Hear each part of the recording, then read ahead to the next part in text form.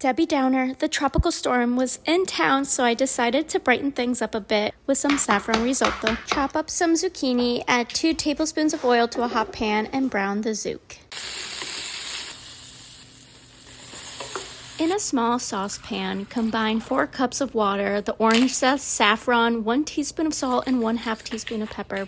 Now going back to the pan with the zucchini, you're going to add 1 cup of rice to the pan. Stir in 3 cups of saffron water, then bring to a boil. Off heat, stir in 1 cup of pecorino romano, 2 tablespoons of butter, and 1/2 of an orange. Add some basil to top it off, salt and pepper, and enjoy.